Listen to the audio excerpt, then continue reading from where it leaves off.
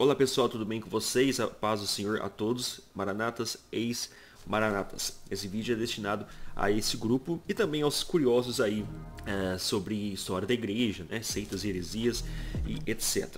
Hoje eu vou contar uma história não convencional sobre o surgimento da igreja cristã maranata. A história que não te contaram sobre a igreja cristã maranata. Geralmente quando nós assistimos os vídeos, pregações da ICM, onde o pastor Gil Delty e todos os líderes, né? O alto clero da igreja cristã maranata vai contar a história sobre a igreja. A história oficial é que eles estavam em uma denominação, quase nunca vão citar que a igreja é a igreja presbiteriana de Vila Velha, Espírito Santo, mas sim, tem vídeos aí em que eles citam até o nome da igreja. E não satisfeitos com o procedimento da igreja, eles então resolvem abrir uma nova denominação, surge ali espontaneamente, porque eles estão buscando revelações, o Espírito Santo agindo ali, a igreja era muito fria, então fazem críticas à igreja presbiteriana e dá-se um ar, né, quando não falam abertamente, de que a igreja então surgiu assim, através aí, então, da profecia de Joel, e há de ser que depois derramarei o meu espírito sobre toda a carne, e vossos filhos profetizarão, vossos velhos terão sonhos e vossos mancebos terão visões. Joel 2:28. E nos livros oficiais da própria igreja, né, resumo histórico profético doutrinário, no volume 2 nós vemos isso, né, seria então este livreto aqui, ó, escrito pelo próprio Gedelti. Bom, então todos sabem que essa história oficial da igreja é uma conclusão, né, um cumprimento da profecia aí de Joel, capítulo 2, versículo 28. Então a igreja cristã maranata é um cumprimento profético. E também os curiosos aí sabem que, os curiosos assim no sentido de pessoas que estudam, sabem que o Dr. Joel Ribeiro Brinco, ele também escreveu um livro sobre a igreja presbiteriana de Vila Velha, isso aqui, 50 anos de história, e no meio desse livro vai mostrar o cisma, né, a divisão da igreja, em que a família Gueiros tentou se apoderar, literalmente, dessa igreja, e a família Gueiros era como se fossem ali os ditadores da igreja. O Dr. Joel Ribeiro Brinco então vai contar essa história, que é bem conhecida, né? Depois ali de uma guerra interna na igreja, houve uma divisão e muitas pessoas saíram da igreja presbiteriana, ficou ali com a família Gueiros, onde surge a igreja cristã maranata. O Dr. Joel Ribeiro Brinco então vai dizer que após a saída da família Gueiros, houve paz na igreja presbiteriana de Vila Velha. Então são duas histórias e também há uma história não muito contada. Deixa eu só mostrar aqui, tem esse monte de papel aqui, é uma carta na realidade, ó. É uma carta onde o próprio Dr. Joel Ribeiro Brinco, ele me dá uma entrevista aqui, ó, com as letras dele mesmo. Até o irmão Solo ele já publicou aqui essa entrevista aqui no canal dele, Maranata Anátema. Ele me cedeu então o direito de publicar aquela sessão que fala sobre o atrito. O próprio pastor Gedaías, né, Gueiros, ele não aceitou perder ali a eleição de pastoreado em 1965. É uma história bem interessante e toda ela foi publicada, tá? É devidamente aí cedida essa sessão do livro para o meu livro, que é a Quinta Medida. Quinta Medida é esse livro aqui, vou falar sobre ele hoje, onde nós contamos a história do surgimento da igreja cristã maranata. Vai ter essa sessão aí onde o Dr. Joel Ribeiro Brinco conta sobre o atrito ali da família Gueiros com a igreja presbiteriana de Vila Velha, onde a família Gueiros não aceitou perder o pastoreado através de uma eleição interna. E tudo isso você vai encontrar nesse livro. Eu vou te contar como que você adquire esse livro aqui de forma gratuita para você ler, tá? No final desse vídeo eu vou falar como é que você adquire este livro. Eu estou com esse livro em mãos, eu vou ler aqui algumas partes de uma história não muito contada sobre o surgimento da igreja cristã maranata. Então aqui nós temos duas histórias contadas, né? A versão da igreja cristã maranata, em que eles saíram da igreja por cumprimento profético, onde eles querem buscar as revelações do Senhor, né? Os dons, carismas e tal. E a igreja presbiteriana seria uma igreja fria, uma igreja fraca, sem revelação. Então por isso que sai essa turma aí, essa galera da igreja presbiteriana para surgir a Igreja Cristã Maranata. De outro lado, nós temos ali o Dr. Joel Ribeiro Brinco, né, em memória, ele já é falecido. Ele conta então a história de que essa divisão ocorreu por atritos, né, por falta assim de respeito, não aceitavam, de certa forma insubmissos aos dogmas e às doutrinas da igreja presbiteriana. Então saiu mesmo por um rompimento mesmo, por briga. Uma família que realmente queria dominar aquela igreja. E a outra história que eu vou contar é sobre o surgimento da Igreja Cristã Maranata, que não foi nessa reunião aí, que a data, o rompimento inicial se dá em 1965, né? 28 de novembro de 1965. Começa então ali o atrito da família Gueiros com a igreja presbiteriana em 1965, com a eleição de pastor. Depois disso aí só foi brigas e mais brigas. Tudo isso está documentado no livro do Dr. Joel Ribeiro Brinco e também está no meu livro A Quinta Medida, né? A Igreja Cristã Maranata, quem revelou essa obra. Certo? Então, todo o surgimento da história está em 1965, só que eu vou ter que voltar agora para 1948. Nós sabemos, meus irmãos, que igrejas assim, dissidentes, né, pessoas que saem de denominações para fundar outra, seitas, geralmente tem a data em que se abre essa nova denominação, essa nova instituição religiosa, nova seita, mas ela é progressiva. Nós temos que entender onde que começa então, onde surge ali aquele fermento para haver então essas divisões das igrejas. Toda seita é assim, pode pesquisar sobre a Igreja Adventista do Sétimo Dia, Testemunhos de Jeová, a Igreja dos Mormons, e pode pesquisar toda a seita. Por exemplo, a Igreja Adventista do Sétimo Dia não surge ali com Ellen White, surge antes com batistas, fazendo cálculos sobre a vinda de Cristo, Cristo não vem. Aí depois o próprio Guilherme Miller, ele desiste então dessa história de fazer cálculos sobre a volta de Cristo, mas as pessoas ainda continuam insistentes a calcular a volta de Cristo, aí depois dão outra data, enfim. Depois é que surge a Igreja Adventista do Sétimo Dia. Mas o ato inicial seria um batista lá no passado, tá? Ele arrependeu ali do seu erro, tá? E voltou à Igreja Batista, tranquilo, sem problema. Nós podemos errar, o que nós não podemos é insistir no erro. Muitas pessoas continuaram nesse erro, nessa mentira, então foi fundada a Igreja Adventista do Sétimo Dia, que é uma seita. A Igreja Cristã Maranata é da mesma forma. Não foi em 1900 e... toda vez eu esqueço aqui a data. Em 1965, não foi em 1965 que começa ali a divisão da igreja. A divisão da igreja, pessoal, ela começa em um fermento lançado pela mãe de Gedeuti Gueiros, e quem conta essa história é o próprio Gedeuti Gueiros. Gedeuti conta a história em que a sua mãe recebe ali revelações. Em 1948, ela recebe essas revelações. Então, a partir dali que surgem então esses carismas, né? Essa busca por profecias e a busca pelas revelações começa então em 1948 e não em 1965. Tá? Então vamos voltar no passado. Para mim, o início da Igreja Cristã Maranata está em 1948, tá certo? Ali é que é lançado então o fermento para haver a divisão da igreja. Igreja Cristã Maranata, obra revelada por quem? E agora eu vou citar aqui várias partes desse livreto que você pode adquirir aí, logo logo vou te falar como. E a Igreja Cristã Maranata, essa obra é revelada por quem? A Igreja Cristã Maranata, os membros, eles vão repetindo que a Igreja Cristã Maranata é uma obra revelada. Tá, quem revelou? Realmente foi Joel que revelou? É um cumprimento ali da profecia de Joel? É Jesus que revelou? Deus que revelou? O Espírito Santo que revelou? Quem revelou a Igreja Cristã Maranata? E há de ser que depois derramarei o meu Espírito sobre toda a carne, e vossos filhos profetizarão, os vossos velhos terão sonhos, os vossos mancebos terão visões. Por esse motivo, nos furtamos de dar entrevistas fazendo menção a nomes de pessoas como fundamentos e fundadores.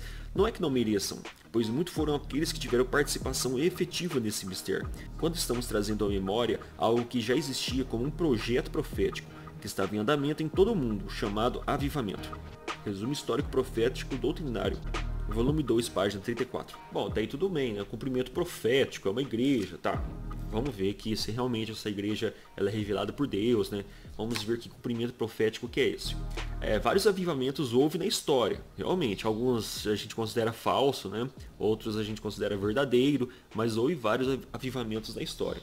Até aí não tem problema algum, mas que tipo de avivamento que é esse? Em certa ocasião, nossos pais reunidos nos convocaram para uma reunião especial de família. Todos receberam a ordem, sentem aqui.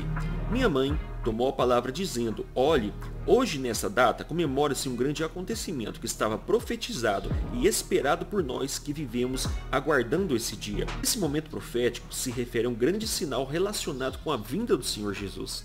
Nessa data comemora-se está se referindo a 1948, quando Israel ganhara o direito de ser uma nação independente. Continuemos. Pelo que ela abriu a Bíblia e leu a parábola descrita nos Evangelhos, Marcos 11, 20 e 22, quando Jesus entrou em certa vez em determinada cidade e encontrou uma figueira, e eles foram até a figueira, mas não acharam os figos. E a palavra de Jesus foi, seque-se a figueira. Na saída da cidade, eles viram que a figueira estava seca. Ninguém entendeu o fato bíblico. A figueira é Israel. O símbolo de Israel é a figueira, como a videira é o símbolo da igreja. Quem está narrando essa história é Gedeuti. Ele está contando sobre a mãe dele, falando sobre Marcos 11. Nessa versão aqui, já tem um subtítulo, a figueira sem fruto. Então Jesus ele amaldiçoou uma figueira porque essa figueira está com folhas. E uma figueira cheia de folhas, né, aparenta estar carregada de frutos. Jesus com fome foi olhar a figueira e frutos nenhum. Então ele amaldiçoou essa figueira e ela secou. Para Dona Sara é Israel ficando seca, né, sem terra. E depois a Dona Sara pula para o texto de Mateus 24, dizendo então que agora Israel está iniciando-se o verão, né, está voltando ali a ter uma terra. Só que o problema é que ela diz que ninguém entendeu o fato bíblico. E eu fico assim com algumas dúvidas. Ninguém entendeu o fato bíblico? Dona Sara está dizendo que os discípulos não entenderam o fato bíblico? Ou em 2000 anos de história ninguém entendeu o fato bíblico? Só ela. Então ela seria realmente uma moça, uma senhora inspirada, né? Ninguém entendeu o fato bíblico, apenas ela. Então eu tenho essa dúvida. Eu não sei se ela está dizendo que os discípulos não entenderam o fato bíblico ou se realmente ninguém na história entendeu o fato bíblico. Esse texto, a gente entende que, esse texto de Marcos 11, a gente entende que Jesus amaldiçoa ali a figueira porque ela está carregada de folhas e dá a impressão que ela está cheia de frutos. Então aqui é como se Jesus estivesse amaldiçoando a mentira, a hipocrisia. Então quando ele manda secar a árvore e toda a árvore secou, ele está dando uma introdução a uma lição para os judeus, para os discípulos, sobre a oração. E começa então a partir da sequência, no versículo 20, o poder da fé. Então ele vai falar sobre oração. Se você disser, lança esse monte ao mar, o monte realmente vai ao mar. Os judeus eram bastante incrédulos, né? Então Jesus está ensinando sobre fé, não sobre Israel perder a sua terra e futuramente em 1948 conquistar sua terra novamente. Outra fala da Dona Sara é que a figueira é o símbolo de Israel e a uva é o símbolo da igreja. E é sabido que a Igreja Cristã Maranata, ela adora simbologia, adora. Existe aí até apostilas, eu tenho essa apostila, onde tem vários símbolos e esses símbolos têm significados, os números têm significados. Os animais, tudo tem significado. E realmente, tem muitas coisas na Bíblia, muitas figuras que têm realmente um significado. Mas é a Bíblia que vai dizer que há o significado. Não é eu que vou imaginar com a minha cabeça que há um significado. Esse negócio de pegar a fruta e dizer que é uma nação e outra fruta é uma nação, isso só vai fazer sentido se o texto disser que sim. Eu não posso da minha cabeça criar ali uma interpretação através da figura. E aqui a gente vê alguns exemplos. Ainda algumas sementes no celeiro, até hoje a videira, a figueira, a romeira e a oliveira não têm dado fruto, mas de hoje em diante abençoarei a vocês. Ageu 2:19. Será que realmente a videira, figueira, romeira, oliveira que não tem dado fruto, será que realmente esses exemplos aqui simbolizam nações? E que nações seriam essas?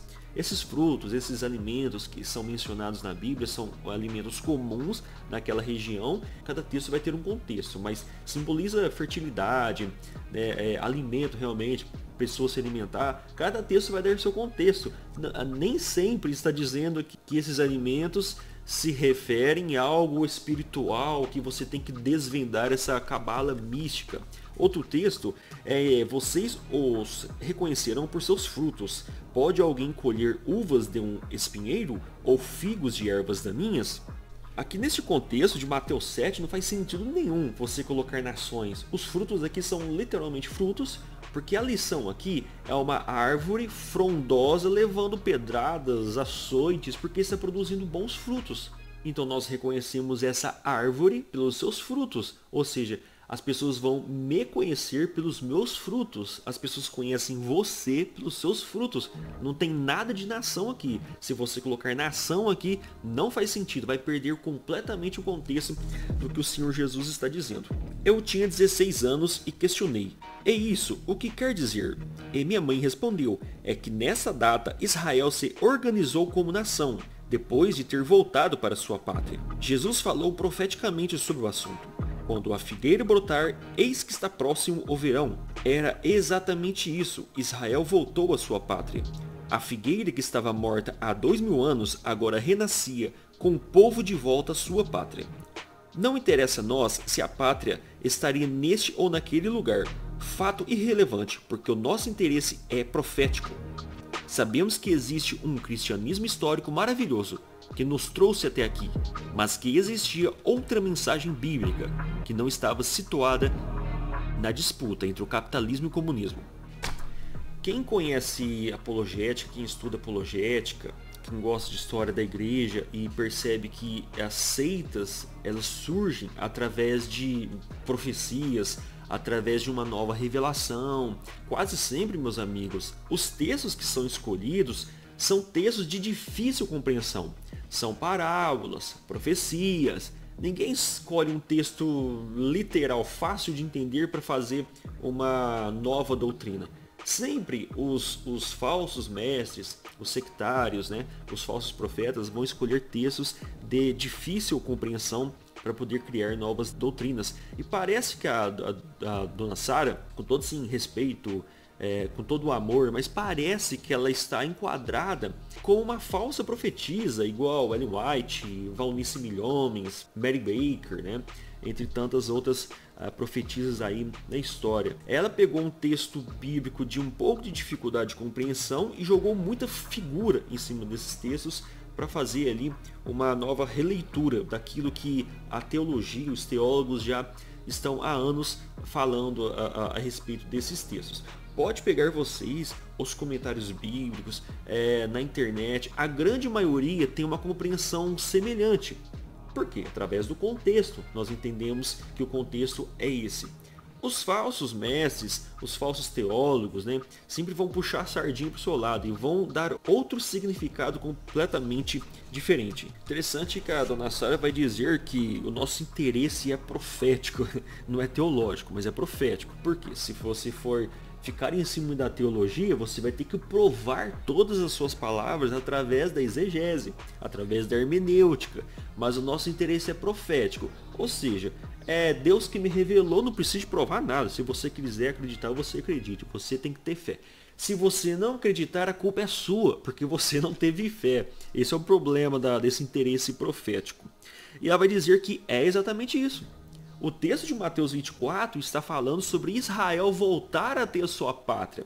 Israel perdeu a sua pátria e agora ele está chegando o verão, né? Está chegando o momento de alegria, de novos frutos, da colheita, um momento muito bom para os israelitas. Então estão voltando à sua pátria, né? Em 1948. É exatamente isso. Exatamente isso são as palavras de Dona Sara. Ela interpretou o texto, ela conseguiu interpretar o texto com essa exatidão. Então a figueira morta há 2000 anos agora volta à sua pátria, né, que é Israel. E o problema de usar esse texto de Mateus 24 é que eu teria agora que parar o vídeo, explicar todas as posições teológicas sobre esse texto e esse vídeo ficaria gigante. Então eu prefiro tratar sobre isso em outro vídeo. Mas o que parece que Mateus 24 está tratando sobre uma escatologia em que Israel será derrubada, né? Será perseguida ali, isso acontece no ano 70, seria aquele apocalipse. Isso é uma profecia de duplo cumprimento, porque isso aí é só uma pré-figura do que haveria de vir no evento final, né?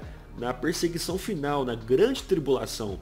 Então é isso que o texto de Mateus 24 traz pra gente ali de lição. E logo vou fazer um vídeo tratando especificamente sobre esse texto, que isso também tem a ver com pré-tribulacionismo, pós-tribulacionismo, mesotribulacionismo e também o atribulacionismo, aqueles que acreditam que não vai ter tribulação, porque já aconteceu no passado, né?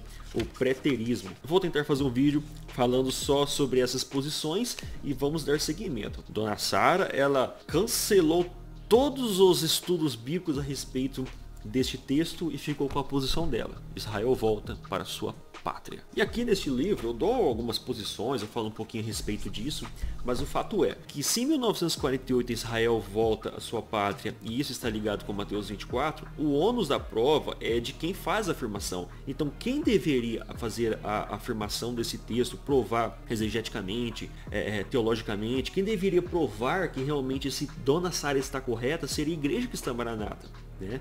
Na pessoa de Gedeuti Gueiros. Ele deveria provar que a Dona Sara estava correta, através da teologia. Mas não, eles preferem dizer que nosso interesse é profético. Se o interesse é profético, então não precisa provar teologicamente nada, tá? Eu crio qualquer coisa na minha cabeça, falo que Deus me revelou, você procura na Bíblia e não acha nada, aí todo mundo é obrigado a acreditar. Quem não acredita é porque não tem fé. Sabemos que existe um cristianismo histórico maravilhoso que nos trouxe até aqui, mas que existia essa outra mensagem bíblica, que não estava situada na disputa entre o capitalismo e o comunismo. No entanto, com todo respeito, tivemos que declarar os princípios de nossa fé são intocáveis. A Sara afirma que existe categoricamente, ela vai afirmar que existe uma outra mensagem bíblica. Aí eu faço algumas perguntas aqui, né?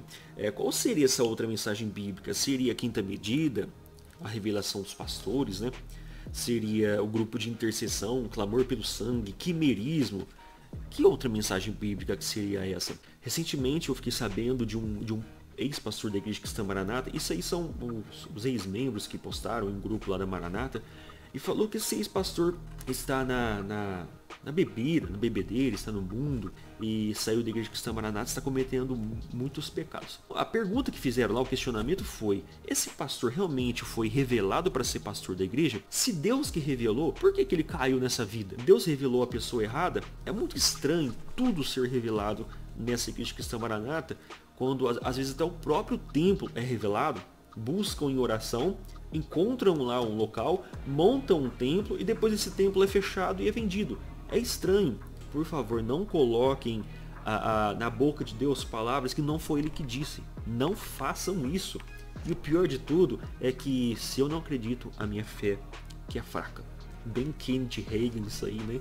A culpa é minha, tá? Se eu não acredito, a culpa é minha, tá certo? No momento, volto a falar, não importava gênero, pessoas, nomes, partidos e ideologias, o que nos interessava estava relacionado aos benefícios proféticos que estão à disposição de todos os homens. Gedeuti vai dizer que o que eles buscam é revelação, esses benefícios proféticos seriam o que? Essas revelações, que dão aberturas a um monte de doutrina esquisita, como quimerismo, clamor pelo sangue de Jesus, um monte de crença que no passado era repetidamente falada nas atas, nas reuniões, e a pessoa recebia aquilo como se fosse uma lavagem cerebral. Aí hoje já muda, já é outra doutrina, outra crença. No passado falava muito sobre clamor pelo sangue de Jesus, agora já nem sei mais o que eles estão falando hoje, mas de tempo em tempo eles criam uma doutrina, né? São esses os benefícios proféticos, está me parecendo. Mas ainda que nós mesmos, ou anjo do céu, vos anuncie outro evangelho, além do que já vos tenho anunciado, seja anátema. Assim como já vô-lo dissemos, agora de novo também vô-lo digo, se alguém vos anunciar outro evangelho além do que já recebestes, seja anátema. A Bíblia é um livro de uma história central. O foco da Bíblia é Jesus. Não, cristocentrismo. O Antigo Testamento apontava para o Cristo que viria de vir, ou Messias. O Novo Testamento aponta para o Cristo que já veio, o Messias que já veio. Então o centro o centro da Bíblia é Jesus. Este é o cristocentrismo. Mas olha só o que Gedeuti tem a coragem de dizer. A nossa igreja é cristocêntrica. Olha aqui. Aí o camarada diz, cristocêntrica. Então, tudo que você lê no Velho Testamento que tem revelação, que vai para o Novo Testamento. Lá no Velho Testamento, você começa a descrer. Então, ele quer que você descreia na palavra. Cristocêntrico é a maior tolice que existe. Cristocêntrico é a maior tolice que existe. Cristocêntrico é a maior tolice que existe. A nossa igreja é cristocêntrica. Olha aqui. Aí o camarada diz, cristocêntrica. Então, tudo que você lê no Velho Testamento que tem revelação, que vai para o Novo Testamento. Lá no Velho Testamento, você começa a descrer.